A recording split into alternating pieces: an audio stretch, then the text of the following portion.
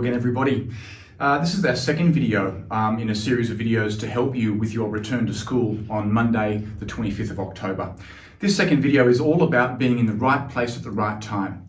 Now, for cohorting to work, which means that we need to stay in our year groups to limit our interactions, we need to make sure that we are in the right place at the right time. There's an adjusted timetable and an adjusted rooming schedule that you need to be aware of. And this is what this video is all about. It's really important that we stay in our allocated areas, guys. I know you want to interact with your friends and hopefully that time will be soon. But while we are on level 3 plus restrictions, it is imperative that we keep to our allocated areas so that we limit interactions and stop the spread. So at this time, only essential visitors are allowed to be on school site. Parents and carers must stay in the car when dropping off and picking up children. Please be mindful of traffic and no stopping zones when dropping children off, if it is safe to do so. If you have to come into school, make sure that you sign in with the QR code and wear a mask at all times.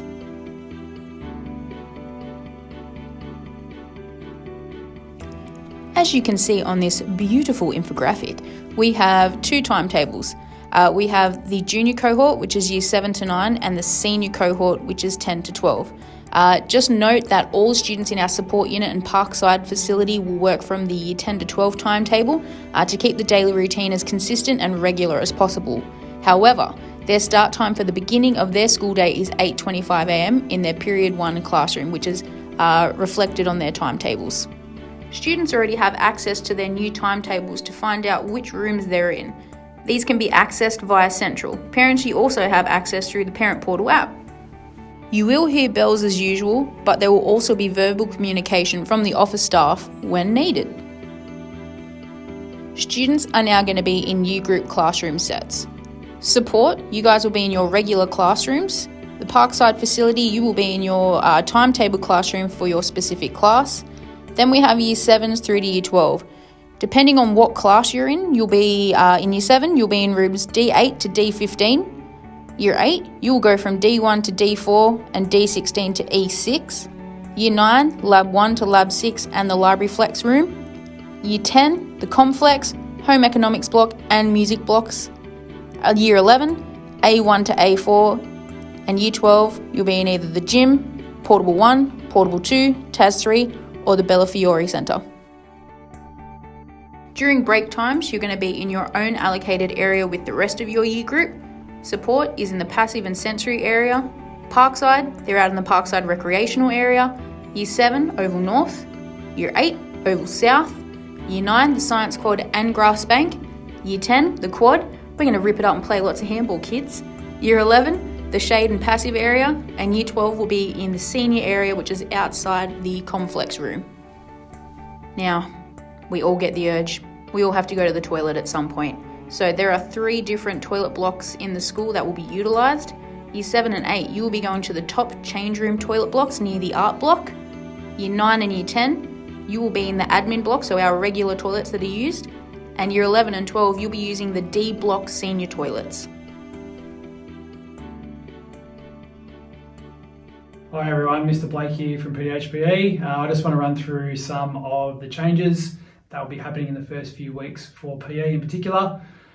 So you'll be meeting at a designated area of the playground, which is the same area you'll be in for your lunch and recess breaks to make it nice and consistent. You'll need to sanitize your hands. You'll need to take your bag with you to the area you're doing PE. You'll participate and do your best.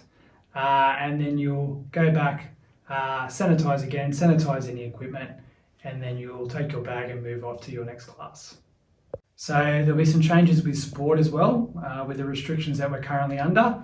So what will happen is you will have sport in a designated period from 1 to 4 throughout the day. It'll be different for each year group, and each class will go down separately and do a different sport in a designated area with your class teacher.